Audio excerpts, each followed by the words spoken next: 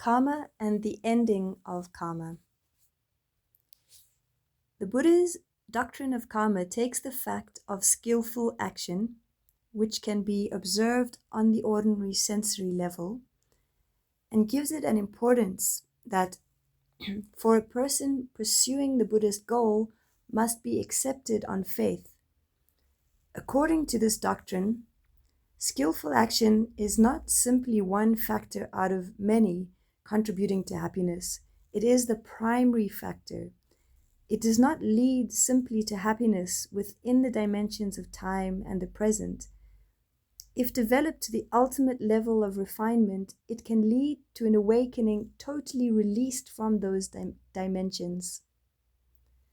These assertions cannot be proven prior to an experience of that awakening, but they must be accepted as working hypotheses in the effort to develop the skillfulness needed for awakening.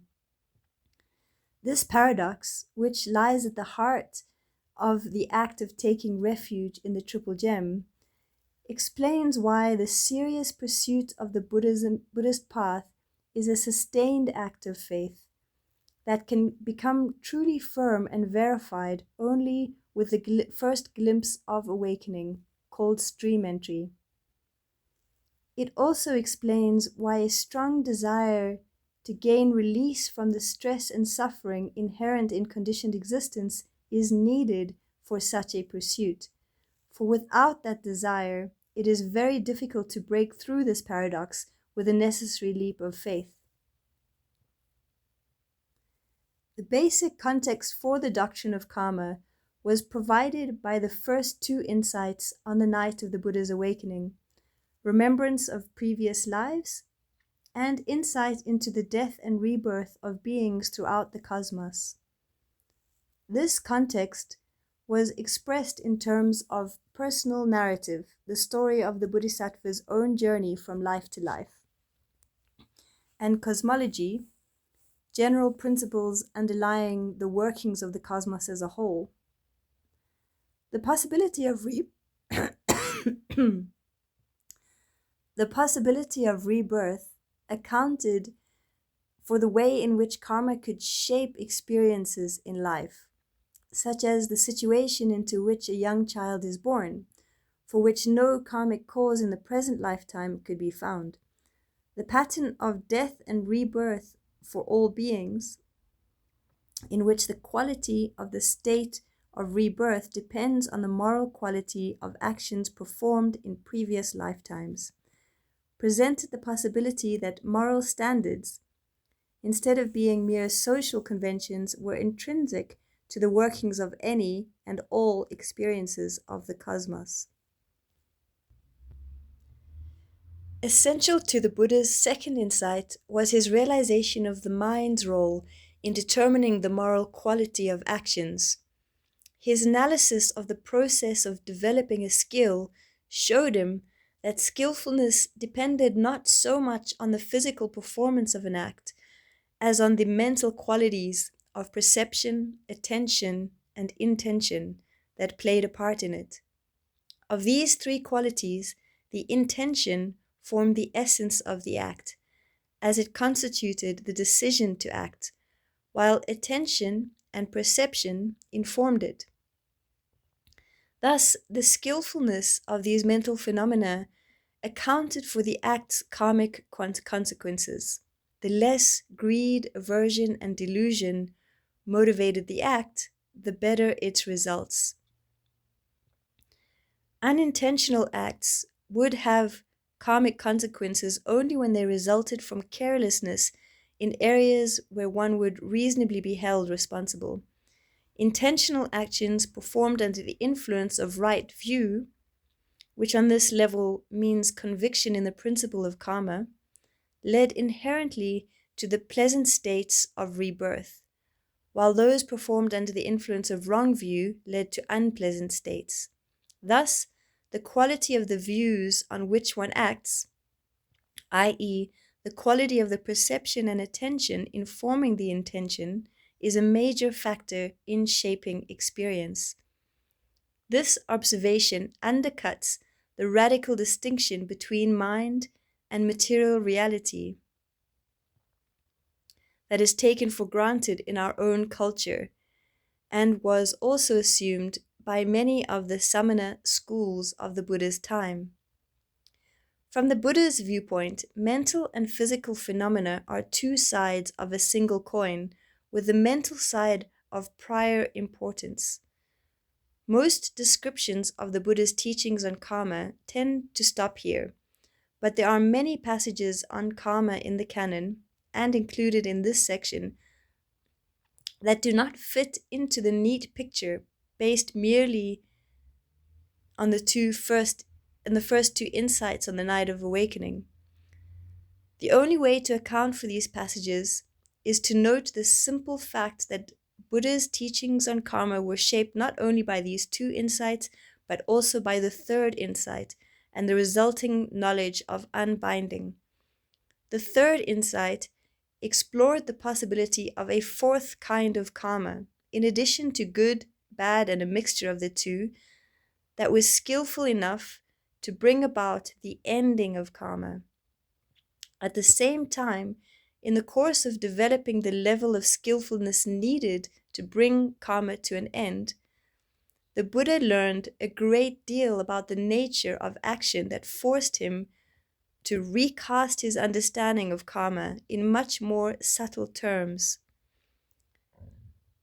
The knowledge of unbinding, which followed on the full development of this fourth type of karma and the realizations that accompanied it, acted as a proof that the understandings comprising the three insights were true. To explore these points will not only help us give a more complete understanding of the Buddha's teachings on karma, but will also show why conviction in the principle of skillful karma is essential to Buddhist practice.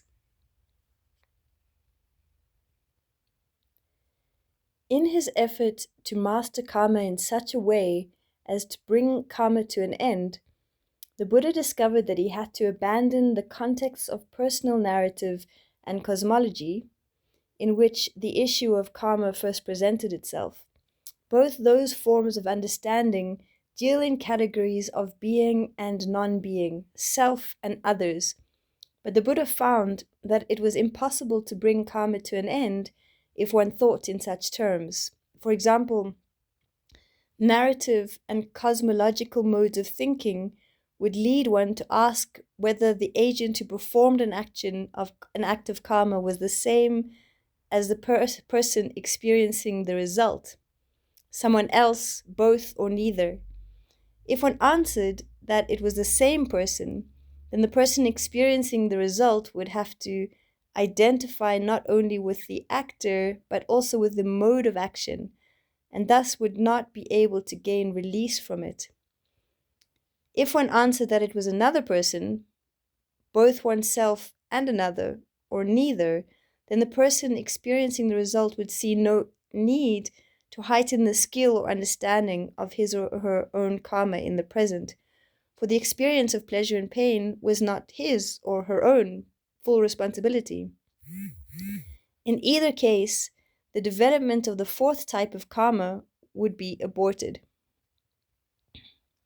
To avoid the drawbacks of the narrative and cosmological mindsets, the Buddha pursued an entirely different track, what he calls entry into emptiness, and what modern philosophy calls radical phenomenology, a focus on the events of present consciousness in and of themselves, without reference to questions of whether there are any entities underlying those events. In the Buddha's case, he focused simply on the process of karmic cause and result as it played itself out in the immediate present. In the process of developing the skillfulness of the mind, without reference to who or what lay behind those processes. On the most basic level of this mode of awareness, there was no sense even of existence or non-existence, but simply the events of stress, its origination, its cessation, and the path to its cessation, arising and passing away. Through this mode, he was able to pursue the fourth type of karma to its end, at the same time gaining heightened insight into the nature of action itself and its many implications, including questions of rebirth, the relationship of mental to physical events, and the way karma constructs all experience of the cosmos. Because the Buddha gained both understanding of and release from karma by pursuing the phenomenological mode of attention, his full dress systematic analysis of karma is also expressed in that mode. This analysis is included in his teachings on this, that conditionality, dependent co-arising, and the Four Noble Truths.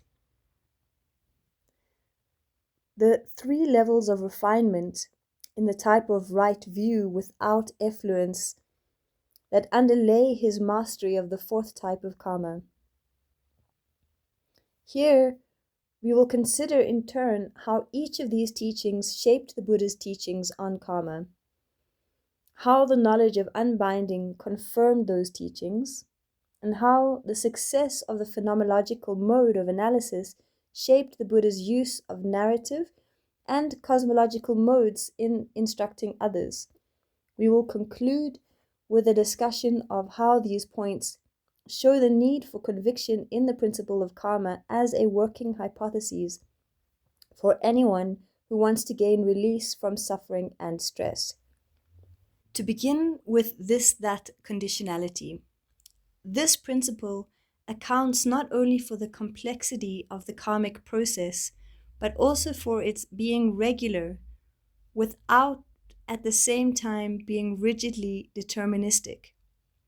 The non-linearity of this, that conditionality also accounts for the fact that the process can be successfully dismantled by radical attention to the present moment. Unlike the theory of linear causality, which led the Vedists and the Jains to see the relationship between an act and its result as predictable and tit for tat, the principle of this, that conditionality makes that relationship inherently complex. The results of karma experienced at any one point in time come not only from past karma, but also from present karma. This means that although there are general patterns relating habitual acts to corresponding results, there is no set one-for-one, tit-for-tat relationship between a particular action and its results. Instead, the results are determined by the context of the act, both in terms of actions that preceded or followed it, and in terms of one's state of mind at the time of acting or experiencing the results. As we noted in the introduction, the feedback loops inherent in this, that conditionality mean that the working out of any particular cause-effect relationship can be very complex indeed. This explains why the Buddha says that the results of karma are imponderable. Only a person who has developed the mental range of a Buddha, another imponderable self, would be able to trace the intricacies of the karmic network. The basic principle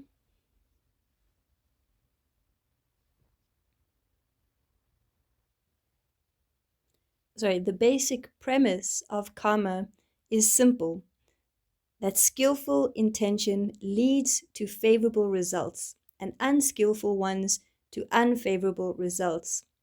But the process by which those results work themselves out is so intricate that it cannot be fully mapped. When we compare this with the Mandelbrot set,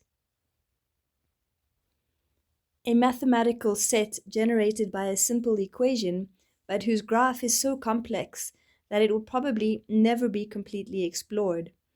Although the precise working out of the karmic process is somewhat unpredictable, it is not chaotic. The relationship between karmic causes and their effects is entirely regular. When an action is of the sort that it will be felt in such and such a way, that is how its results will be experienced. Skillful intentions lead to favorable results, unskillful ones to unfavorable results. Thus, when one participates in the karmic process, one is at the mercy of a pattern that one's actions put into motion, but that is not entirely under one's present control.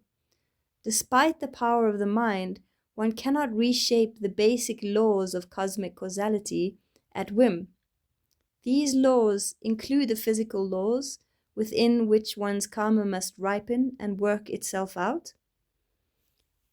This is the point of passage in which the Buddha explains that present pain can be explained not only by past karma, but also by a host of other factors. The list of alternative factors he gives comes straight from the various causes for pain that were recognized in the medical treatises of his time. If we compare this list with his definition of old karma, we see that many, if not all, of the alternative causes are actually the result of past actions. The point here is that old karma does not override other causal factors operating in the universe, such as those recognized by the physical sciences, but instead finds its expression within them. However, the fact that the karmic process relies on input from the present moment means that it is not totally deterministic. Input from the past may place restrictions on what can be done and known in a particular moment, but the allowance for new input from the present provides some room for free will. This allowance also opens the possibility for escape from the cycle of karma altogether by means of the fourth type of karma, the development of heightened skillfulness through the pursuit of the 7 factors for awakening and the Noble Eightfold Path, and by extension, all of the wings to awakening. The non-linearity of that conditionality explains why heightened skillfulness, when focused on the present moment, can succeed in leading to the end of karma, to the end of the karma that has formed the experience of the entire cosmos. All non-linear processes exhibit what is called scale invariance, which means that the behavior of the process on any one scale is similar to its behavior on smaller or larger scales. To understand, say, the large-scale pattern of a particular nonlinear process, one needs only focus on its behavior on a smaller scale that is easier to observe, and one will see the same pattern at work. In the case of karma, one need only focus on the process of karma in the immediate present. In the course of developing heightened skillfulness and the large-scale issues over the expanses of space and time will become clear as one gains release from them. The teaching on dependent co-arising helps to provide more detailed instructions on this point, showing precisely where the cycle of karma provides openings for more skillful present input. In doing so, it both explains the importance of the act of attention in developing the fourth type of karma and acts as a guide for focusing attention on present experience in appropriate ways. Dependent co-arising shows how the cosmos, when viewed in the context of how it is directly experienced by a person developing skillfulness, is subsumed entirely under factors that are immediately present to awareness. The 5 aggregates of form, feeling, perception, mental fabrication, and consciousness, and the 6 sense media. Included in this description is the Buddha's ultimate analysis of karma and rebirth, the nexus of karma, clinging, becoming, and birth, accounts for the realm in which birth takes place, whereas the nexus of name and form with consciousness accounts for the arising and survival of the karmically active organism within that realm. Also included in dependent co-arising is a detailed analysis of the way in which karma can, but does not necessarily have to, lead to bondage to the cycle of rebirth. Unlike the Jains, the Buddha taught that this bondage was mental rather than physical. It was caused not by sticky substances created by the physical violence of an act, but by the fact that when there is ignorance of the Four Noble Truths, a subtle form of delusion, the most basic root of unskillfulness, the feeling that results from karma gives rise to craving, a subtle form of greed and aversion, clinging and becoming. And these, in turn, form the conditions for further karma. Thus, the results of action in the presence of ignorance breed the conditions for more action, creating feedback loops that keep the karmic processes in motion. For this reason, the Buddha defined the effluence as clinging, expressed in some lists as sensuality, in others as sensuality and views, together with becoming and the ignorance that underlies them all. If ignorance of the Four Truths can be ended, however, feeling does not form a condition for craving or clinging, and thus there is no becoming to provide a realm for further karma. Thus, the mastery of the fourth type of karma requires discernment of the Four Noble Truths. It is important to note that dependent co-arising makes no statement as to the existence or lack of existence of any entity to which these events pertain or to whom they belong. As we noted above, such terms of analysis of being, non-being, self, or other pertain properly to the modes of cosmology and personal narrative and have no place in a radically phenomenological analysis. Questions and terms that derive from the conventions of narrative and the construction of a worldview have no place in the direct awareness of experience in and of itself. This is one reason why people who have not mastered the path of practice and who thus function primarily in terms of a worldview or a sense of their own personal story find the teachings of dependent co-arising so inscrutable.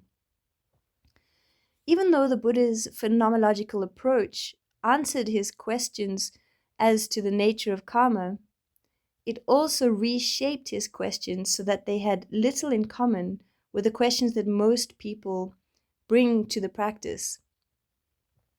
As with all insights gained on the phenomenological level, dependent co-arising is expressed in terms closest to the actual experience of events. Only when a person has become thoroughly familiar with that level of experience is the analysis fully intelligible.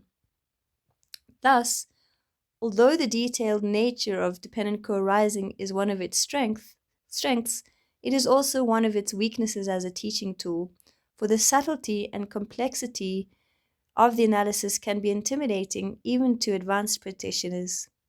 For this reason, the Buddha most often expressed the right view underlying the fourth type of karma in terms of the Four Noble Truths.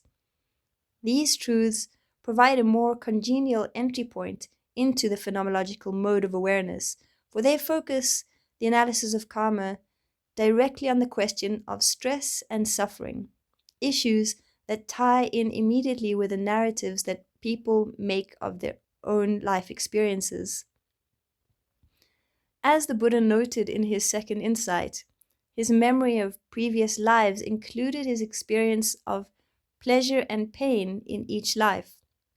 And most people, when recounting their own lives, tend to focus on these issues as well. The Four Truths, however, do not stop simply with tales about stress. They approach it from the problem-solving perspective of a person engaged in developing a skill. What this means for the meditator trying to master the fourth type of karma is that these truths cannot be fully comprehended by passive observation. Only by participating sensitively in the process of developing skillfulness and gaining a practical feel for the relationship of cause and effect among the mental factors that shape that process can one eradicate the effluents that obstruct the ending of karma. This point is underscored by a fact noted above. The ignorance and craving that are needed to keep the cycle of karma in motion are subtle forms of the roots of unskillfulness. Thus, only through developing skillfulness to the ultimate degree can the cycle be brought to equilibrium and, as a result, disband.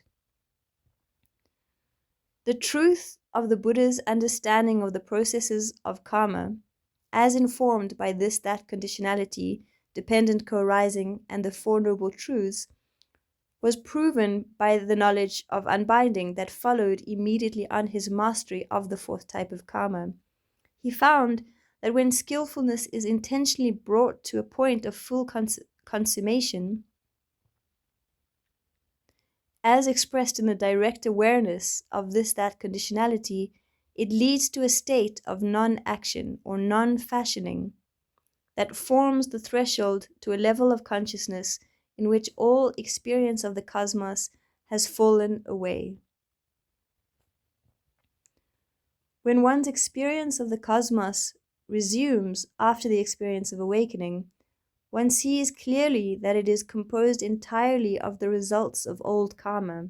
With no new karma being added to the process, all experience of the cosmos will eventually run out, or in the words of the texts, will grow cold right here. This discovery proved the basic premise that karma not only plays a role in shaping experience of the cosmos, it plays the primary role. If this were not so, then even when karma was ended, there would still remain the types of experience that came from other sources. But because no experience of the cosmos remained when all present karma disbanded, and none would resume after all old karma ran out, karma would have to be the necessary factor accounting for all such experience. This fact implies that even the limiting factors that one encounters in terms of sights, sounds, etc., are actually the fruit of past karma in thought, word, and deed, committed not only in this but also in many preceding lifetimes. Thus, even though the Buddha's development of the fourth type of karma focused on the present moment, the resulting awakening gave insights that encompassed not only the present but also all of time. Having used the phenomenological mode to solve the problem of karma and reach unbinding, however, the Buddha was not limited to that mode. After his awakening, he was free to return at will to the narrative and cosmological modes of thought and speech without being caught up in their presuppositions. For most people, he found, even the Four Noble Truths were too alien to form an entry point into the teaching. Thus, he had to use the narrative and cosmological modes of discourse to bring such people, step by step, to the point where they were ready to comprehend those truths. What he had learned in the final stages of his awakening did not negate the validity of the first and second insights into karma and rebirth. Instead, it perfected them. The main change that the experience of awakening made in his view of personal narrative and cosmology is that it opened them both to the dimensions of release. The drama of karma in the cosmos is not a closed cycle. The principles of karma can be mastered to the point where they open to the way out. Just as the gravity of the sun and earth could bring the moon to a point of resonance where it is freed from their power, the narrative of a person's course through the cosmos is not doomed to aimless and endless repeated death and rebirth. The person can tread the path of practice to unbinding and so bring the narrative to an end. Thus, the Buddha used narrative and cosmological explanations to persuade his listeners to explore the phenomenology of skillful action, so that they too might gain release. His description of the role of action in shaping the vast expanses of space, time, and existence was designed to focus the listener's attention on the liberating potential of what he or she is doing in the here and now. Some of his most poignant teachings are narratives devoted to just this purpose. What do you think, monks? Which is greater?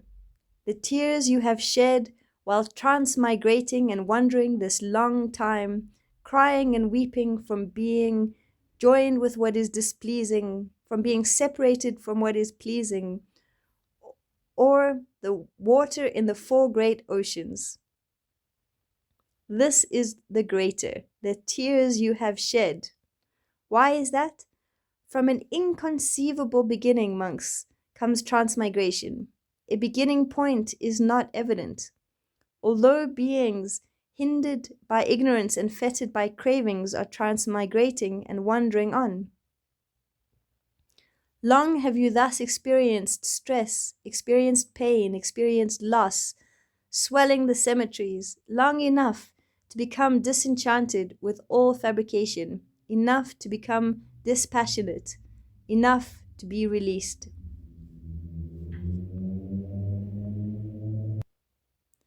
The cosmological discourses, such as Digha Nikaya 26 and 27, or Majjhima Nikaya 129 and 130, are aimed at a similar point.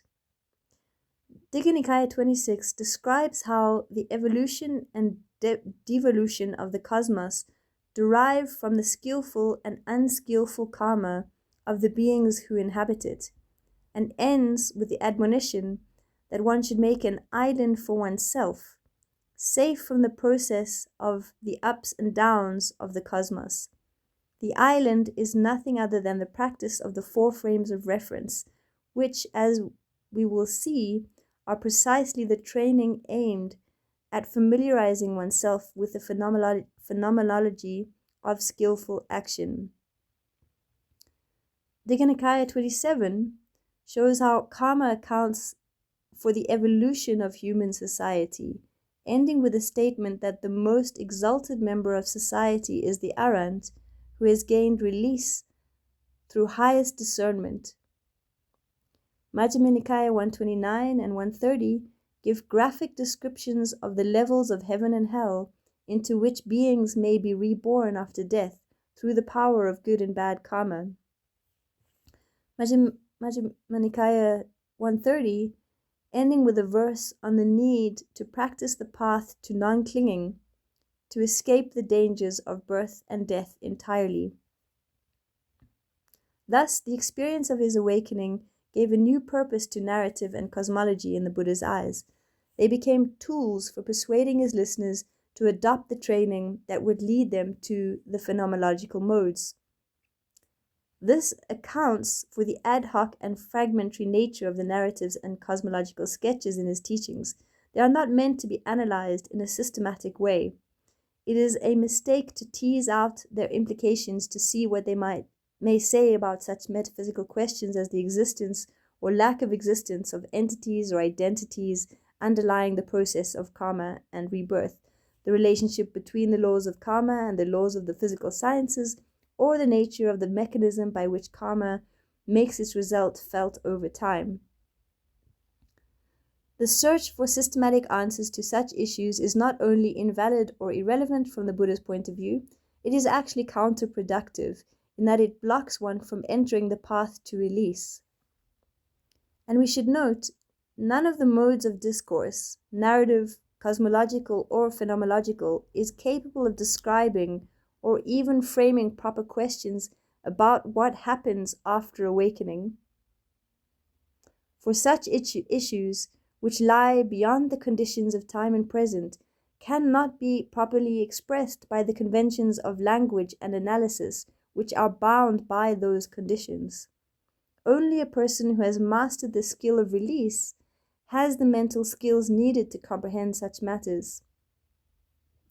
The Buddha reserved his systematic explanations for the particular phenomenological mode to be used in viewing the process of karma in its own terms, as it is being mastered, so that the actual problem of karma and its retribution, as opposed to the theoretical questions about them, will be solved. The right way to listen to the narratives and cosmological sketches, then, is to see what they imply about one's own need to master the karmic process on the level of awareness in and of itself. From these points, it should become clear why karma, as an article of faith, is a necessary factor in the path of Buddhist practice. The teaching on karma, in its narrative and cosmological forms, provides the context for the practice, giving it direction and urgency. Because the cosmos is governed by the laws of karma, those laws provide the only mechanism by which happiness can be found.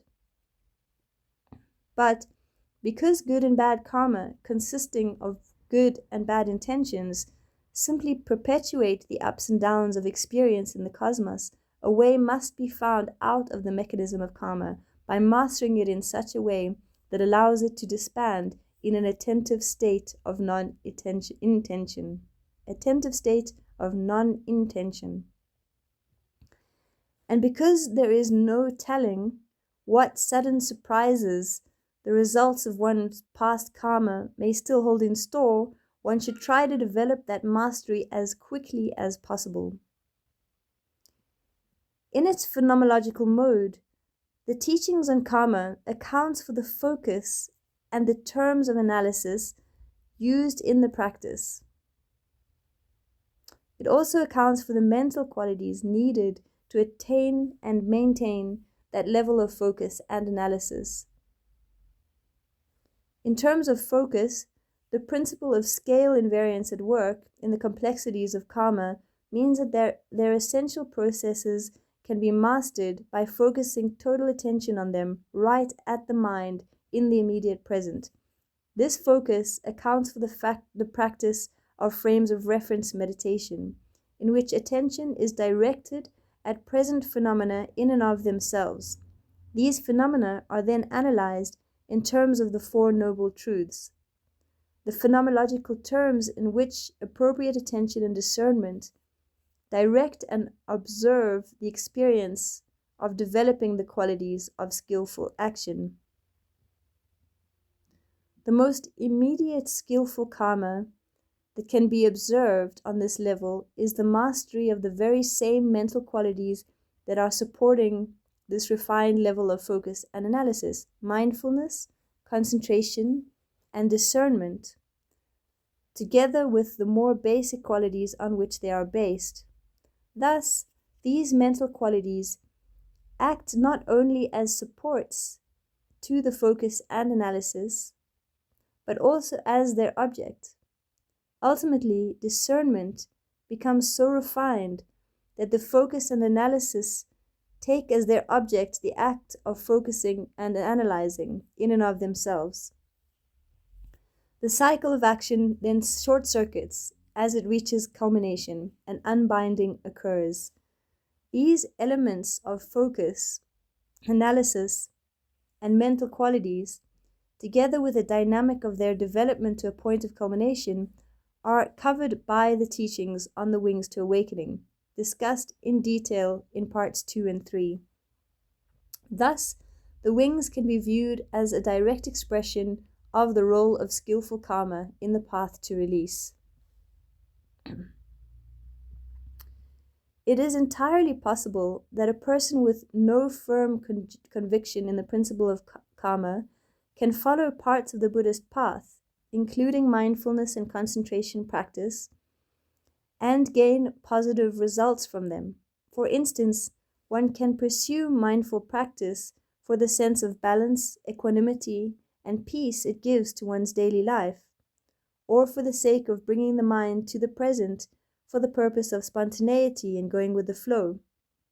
The full practice of the path, however, is a skillful diverting of the flow of the mind from its habitual karmic streams to the stream of unbinding. As the Buddha said, this practice requires a willingness to develop and abandon to an extreme degree. The developing requires a supreme effort aimed at full and conscious mastery of mindfulness, concentration, and discernment to the point of non-fashioning and on to release. A lack of conviction in the principle of karma would undercut the patience and commitment, the desire, persistence, intent, and refined powers of discrimination needed to pursue concentration and discernment to the most heightened levels, beyond what is needed for a general sense of peace or spontaneity. The abandoning involves uprooting the most deeply buried forms of clinging and attachment that keep one bound to the cycle of rebirth. Some of these forms of clinging, such as views and theories about self-identity, are so entrenched in the narrative and cosmological modes in which most people function that only firm conviction in the benefits to be had by abandoning them will be able to pry them loose. This is why the Buddha insisted repeatedly, and we will have occasion to return to this theme at several points in this book, that conviction in the fact of his awakening necessarily involves conviction in the principle of karma, and that both forms of conviction are needed for the full mastery of karma, or of heightened sense, for the full mastery of the karma of heightened skillfulness leading to release. The canon contains many well-known passages where the Buddha asks his listeners not to accept his teachings simply on faith, but these remarks were directed to people just beginning the practice. Such people need only accept the general principles of skillful action on a trial basis, focusing on the input of their actions into the causal system at the present moment, and exploring the connection between skillful intentions and favorable results. The more complex issues of karma come into play at this level only in forcing one to be patient with the practice. Many times, skillful intentions do not produce their favorable results immediately. Aside from the sense of well-being, sometimes clearly perceptible, sometimes barely, that comes with acting skillfully. Were it not for this delay, the principle of karma would be self-evident. No one would dare act on unskillful intentions, and there would be no need to take the principle on faith. As we noted in the introduction, the complexity of that conditionality is the major cause for the confusion and lack of skill with which most people live their lives. The ability to master this process takes time. As one progresses further on the path, however, and as the process of developing skillfulness in and of itself becomes more and more to take center stage in one's awareness, the actual result of developing skillfulness should give greater and greater reason for conviction in the principle of karma, except in cases where people fall into the trap of heedlessness or complacency. These results can spur and inspire one to hold to the principle of karma with the increasing levels of firmness, focus, and refinement needed for awakening.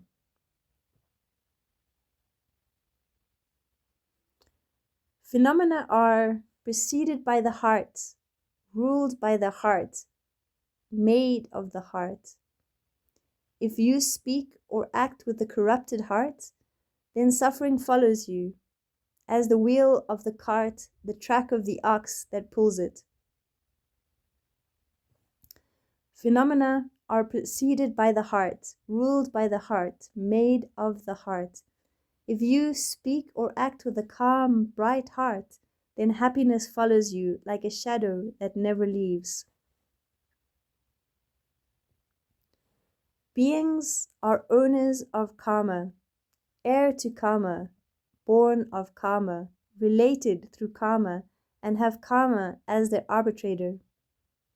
Karma is what creates distinctions among beings in terms of coarseness and refinement.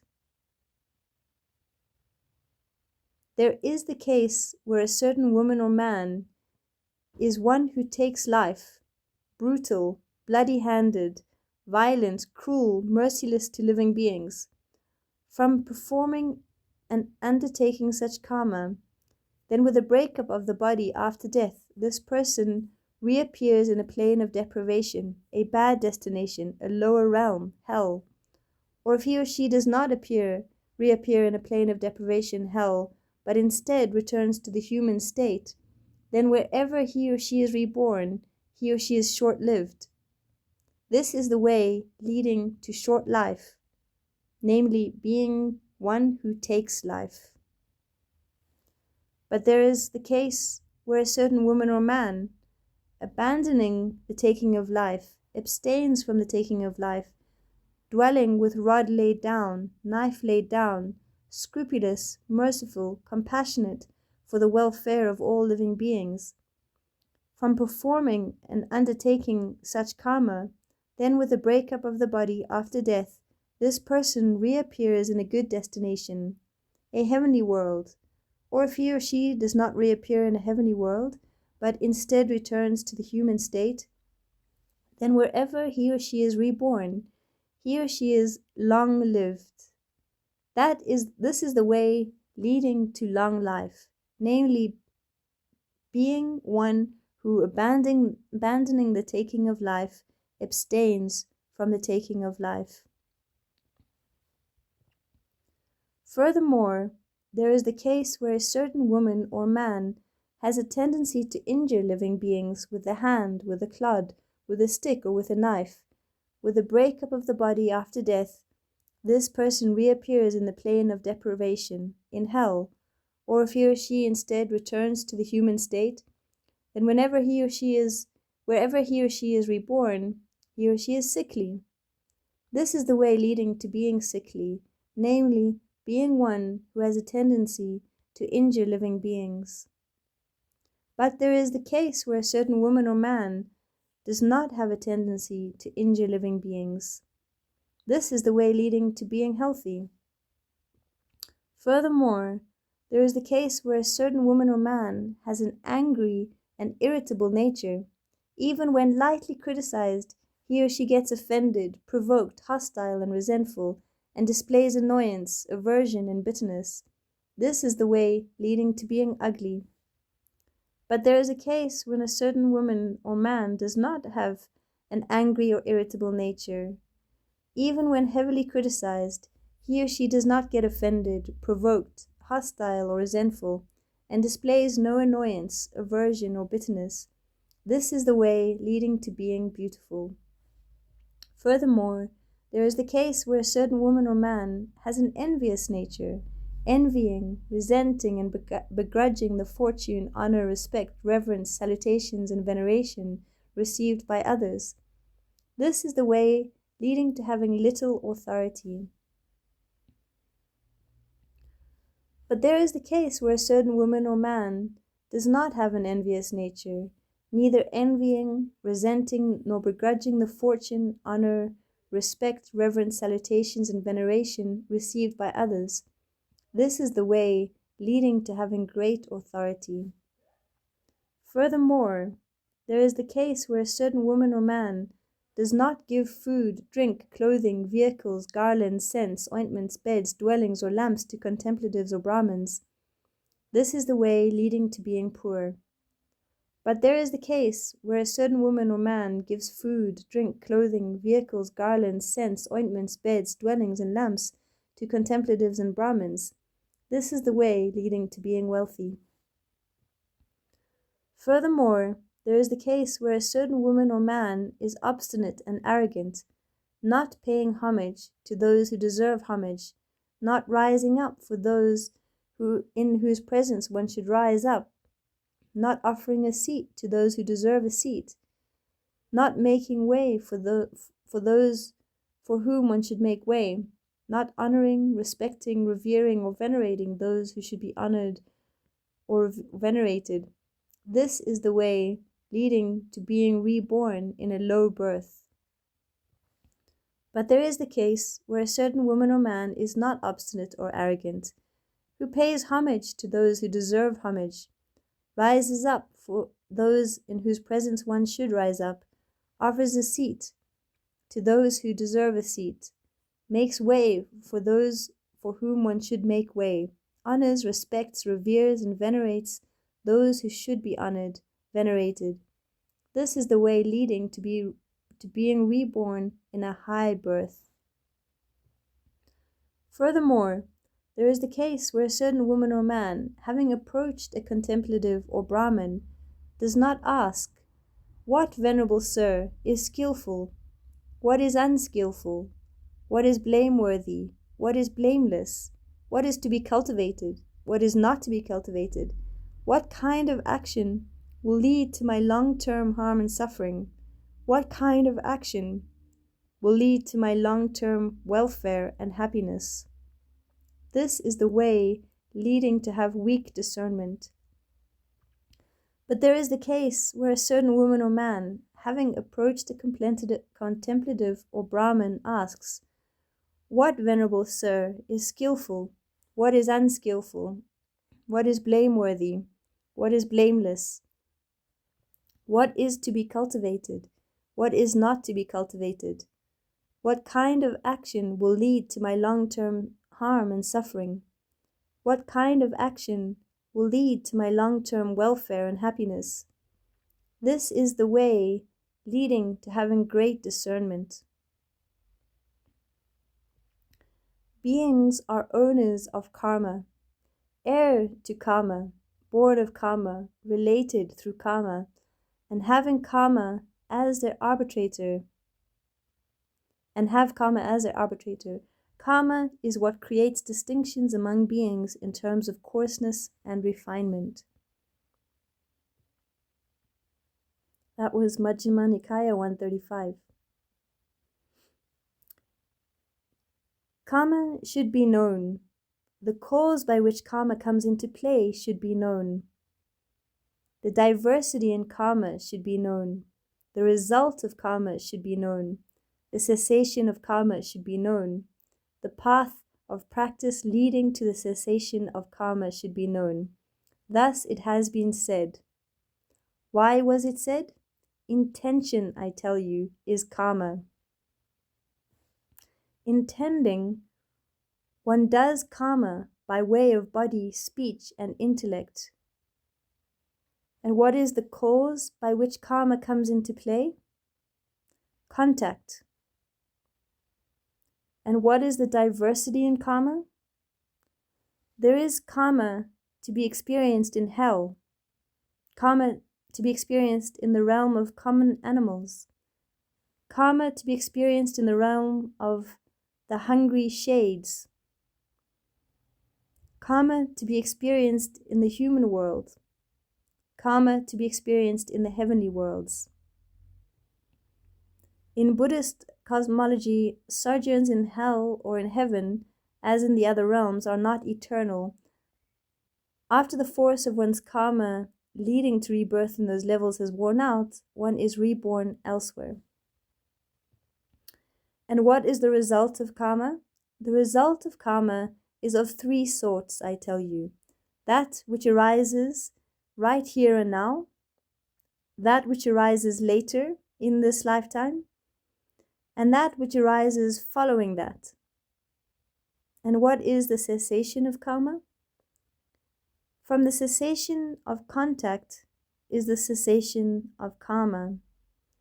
And just this noble eightfold path, right view, right resolve, right speech, right action, right livelihood, right effort, right mindfulness, and right concentration, is the path of practice leading to the cessation of Kamma.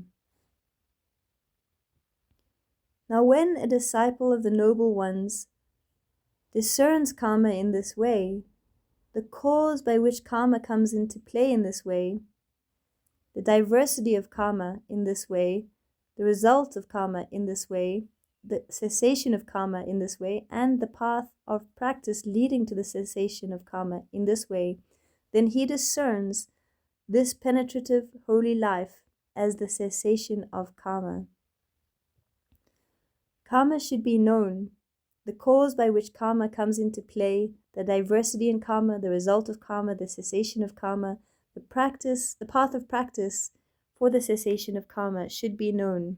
Thus it has been said, and this is why it was said. That was in Anguttara Nikaya 6.63. There are 4 kinds of person to be found in the world. Which 4?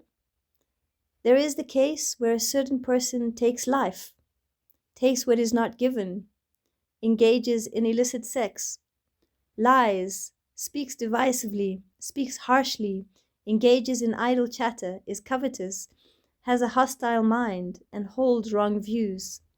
With the breakup of the body after death, he reappears in a plane of deprivation, a bad destination, a lower realm, hell. But there is also the case where a certain person takes life, holds wrong views, yet with the break of the body after death, he reappears in a good destination, a heavenly world. And there is the case where a certain person abstains from taking life, abstains from taking what is not given, is not covetous, does not have a hostile mind, and holds right views. With the breakup of the body after death, he reappears in a good destination, a heavenly world. But there is also a case where a person abstains from taking life, abstains from taking what is not given, is not covetous, does not have a hostile mind, and holds right views, yet, with the breakup of the body after death, he reappears in a plane of deprivation, a bad destination, a lower realm, hell. In the case of the person who takes life, yet with the breakup of the body after death reappears in a good destination, a heavenly world, either earlier he performed fine karma, that is to be felt as pleasant, or later he performed fine karma, that is to be felt as pleasant, or at the time of death he acquired and adopted right views. Because of that, with the breakup of the body after death, he reappears in a good destination, a heavenly world. But as for the results of taking life, holding wrong views, he will feel them either right here and now, or later in this lifetime, or following that.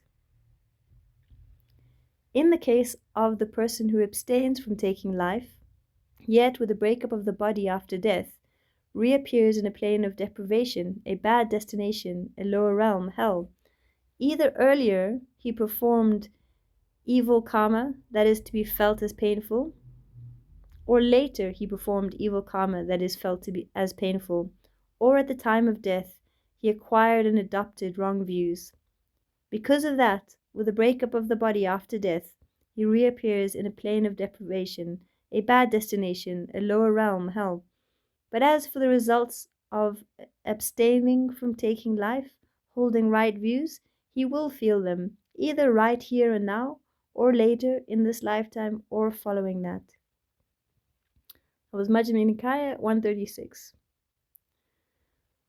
The 4 imponderables are not to be speculated about. Whoever speculates about them would go mad and experience vexation. Which 4? The Buddha range of the Buddhas, i.e. the range of powers a Buddha develops as a result of becoming a Buddha. The jhana range of one absorbed in jhana, i.e. the range of powers that one may obtain while absorbed in jhana. The result of karma, speculation about the first moment or purpose, etc. of karma.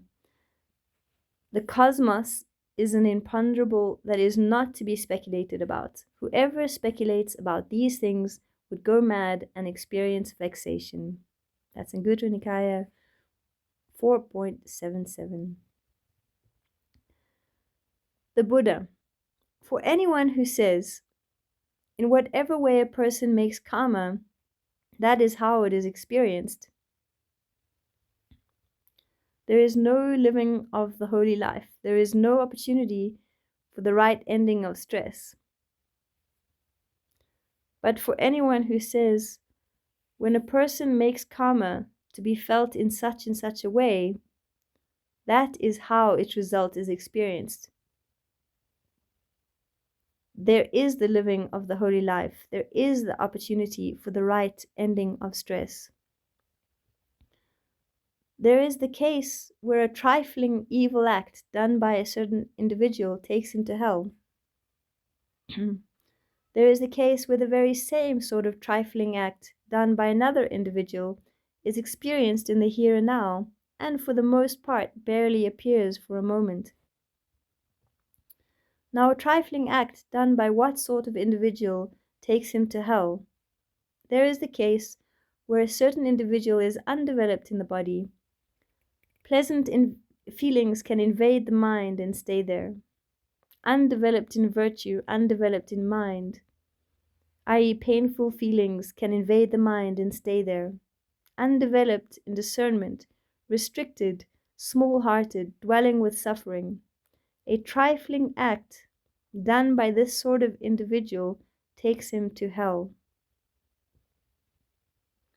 Now, a trifling act done by what sort of individual is experienced in the here and now, and for the most part barely appears for a moment. There is the case where a certain individual is developed in the body, i.e., pleasant feelings cannot invade the mind and stay there. Developed in virtue, developed in mind, i.e., painful feelings cannot invade the mind and stay there. Developed in discernment, unrestricted, large-hearted, dwelling with the unlimited. A trifling evil act done by this sort of individual is experienced in the here and now, and for the most part barely appears for a moment. Suppose that a man were to drop a salt crystal into a small amount of water in a cup. What do you think? Would the water in the cup become salty because of the salt crystal and unfit to drink? Yes, Lord. Now suppose that a man were to drop a salt crystal into a river, into the river Ganges. What do you think? Would the water in the river Ganges become salty because of the salt crystal and unfit to drink? No, Lord. In the same way, there is the case where a trifling evil act done by one individual, the first, takes him to hell. And there is the case where the very same sort of trifling act done by the other individual is experienced in the here and now, and for the most part barely appears for a moment. That was Anguttara Nikaya 3.99. Moliyasivika. There are some contemplatives and Brahmins who are of this doctrine, this view. Whatever an individual feels, pleasure, pain, neither pleasure nor pain, is entirely caused by what was done before. Now, what does Master Gautama say to that? The Buddha.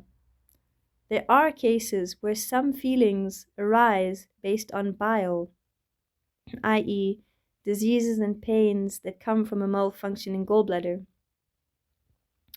You yourself should know how some feelings arise based on bile. Even the world is agreed on how some feelings arise based on bile. So any contemplatives and Brahmins who are of the doctrine and view that whatever an individual feels, pleasure, pain, neither pleasure nor pain, is entirely caused what was done before, slip past what they themselves know, slip past what is agreed on by the world. Therefore I say that those contemplatives and Brahmins are wrong. There are cases where some feelings arise based on phlegm, based on internal winds, based on a combination of bodily humors, from the change of seasons, from uneven care of the body, from attacks, from the results of karma. You yourself should know how some feelings arise from the result of karma. Even the world is agreed on how some feelings arise from the result of karma. So any contemplative and Brahmins who are of the doctrine and view that whatever an individual feels, pleasure, pain, neither pleasure nor pain, is entirely caused by what was done before, slip past what they themselves know, slip past what is agreed on by the world. Therefore I say, those contemplatives and Brahmins are wrong. That was SN 36.21. What, monks, is old karma? The eye is to be seen as old karma, fabricated and willed, capable of being felt. The ear, the nose, the tongue, the body, the intellect is to be seen as old karma, fabricated and willed, capable of being felt. This is called old karma. And what is new karma? Whatever karma one does now, with the body, with speech, or with intellect, this is called new karma. And what is the cessation of karma? Whoever touches the release that comes from the cessation of bodily karma, verbal karma, and mental karma, this is called the cessation of karma. And what is the path of practice leading to the cessation of karma? Just this noble eightfold path. This is called the path of practice leading to the cessation of karma.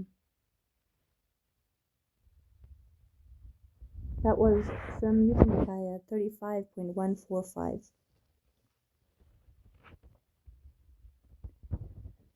These four types of karma have been understood, realized, and made known by me. Which four? There is karma that is black with black result, karma that is white with white result, karma that is black and white with black and white result, and karma that is neither black nor white with neither black nor white result, leading to the end of karma. And what is karma that is black with black result? There is the case where a certain person fabricates an injurious bodily fabrication, an injurious verbal fabrication, an injurious mental fabrication. He rearises in an injurious world where he is touched by injurious contacts. He experiences feelings that are exclusively painful, like those of the beings in hell. This is called karma that is black with black result. And what is karma that is white with white result? There is the case where a certain person fabricates an injurious bodily fabrication, an uninjurious bodily fabrication, an uninjurious verbal fabrication, and an uninjurious mental fabrication. He arises in an uninjurious world where he is touched by uninjurious contacts. He experiences feelings that are exclusively pleasant, like those of the ever-radiant devas. This is called karma that is white with white results. And what is karma that is black and white with black and white results? There is the case where a certain person fabricates a bodily fabrication that is injurious and uninjurious, a verbal fabrication that is injurious and uninjurious, a mental fabrication that is injurious and uninjurious. He rearises in an injurious and uninjurious world where he is touched by injurious and uninjurious contacts. He experiences injurious and uninjurious feelings, pleasure mingled with pain, like those of human beings, some devas, and some beings in the lower realms. This is called karma that is black and white with black and white result. And what is karma that is neither black nor white with neither black nor white result, leading to the end of karma? The intention right there is to abandon this karma that is black with black result, the intention right there to abandon this karma that is white with white results. The intention right there to abandon this karma that is black and white with black and white results. This is called karma that is neither black nor white with neither black nor white result, leading to the end of karma. That was in Gutta Nikaya 4.232. A related discourse repeats most of the above, defining black karma with black result with the following example. There is the case of a certain person who kills living beings, steals what is not given, engages in illicit sex, tells lies, and drinks fermented and distilled liquors that are the basis for heedlessness. And white karma with white results with the following example. There is the case of a certain person who abstains from killing living beings, abstains from stealing what is not given, abstains from engaging in illicit sex, abstains from telling lies, and abstains from drinking fermented and distilled liquors that are the basis for heedlessness. As in Gutta Nikaya 4.234. And what is karma that is neither black nor white, with neither black nor white result, leading to the end of karma? Right view, right resolve, right speech, right action, right livelihood, right effort, right mindfulness, right concentration. And Gutta Nikaya 4.237. The discourse immediately following this is identical to this, except that it replaces the above factors of the Noble Eightfold Path with the following 7 factors for awakening. Mindfulness as a factor for awakening. Analysis of qualities. Persistence, rapture, serenity, concentration, equanimity as a factor for awakening. And Gutta Nikaya 4.238.